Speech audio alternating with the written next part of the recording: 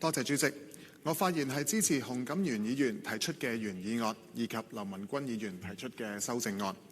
國家15規劃指出，要積極應對人口老化，銀髮經濟亦都成為內地經濟發展嘅重要增長點。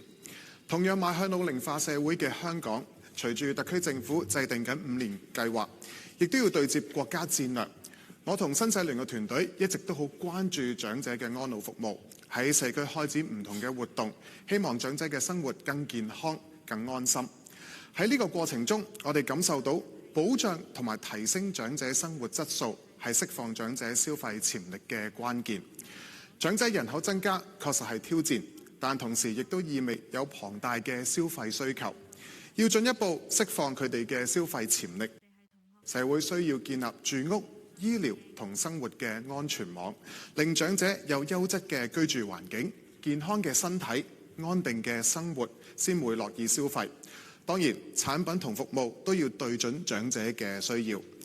其實唔少長者，就算佢哋有積蓄，有時都會擔心未來嘅醫療負擔，唔捨得去使錢。但唔同嘅調查亦都顯示，醫療保健產品同埋服務係長者最願意花錢嘅領域。唔單止係本地嘅長者，內地長者對香港嘅醫療服務都有高度嘅評價，認同香港有先進嘅技術、嚴謹嘅產品標準等等。當中，內地長者對香港銷售嘅保健產品係抱有極高嘅信心，認為監管嚴格、品質可靠。貿發局嘅調查更加係反映，大部分內地中產銀髮消費者都表示，為咗購買香港嘅保健品，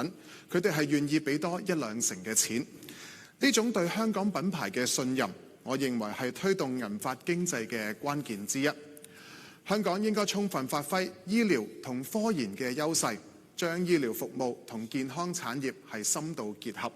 尤其係生命健康科技，係北都創科發展嘅重點之一，可以推動高質量嘅健檢中心、康養服務以及係受認證嘅保健產品等，吸引大灣區其他城市甚至係更廣泛地區嘅長者。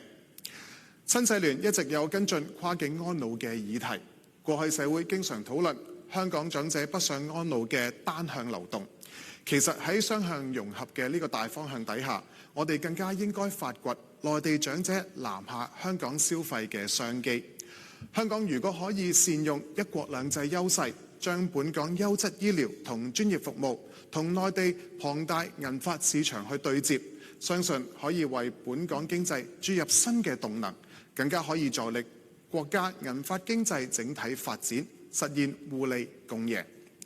我認同林文君議員提出發展康養加旅遊加文化嘅融合模式，喺唔影響本地市民醫療服務嘅前提底下，可以考慮推出針對內地長者嘅私家醫療旅遊套餐，涵蓋身體檢查、先進技術嘅慢性病管理等。旅遊業界亦都可以開發面向長者嘅深度旅遊路線，長遠都可以研究喺北部都會區規劃銀髮消費產業集群，形成規模效應。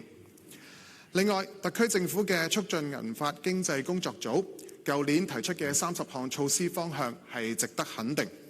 經過1年時間，我認為都係時候檢視措施嘅成效，同時建議政府加強同地區組織以及係社福機構嘅合作，收集意見，細化長者實際嘅需求，真正做到老有所屬、老有所養、老有所為。本人謹此陳辭，多謝主席。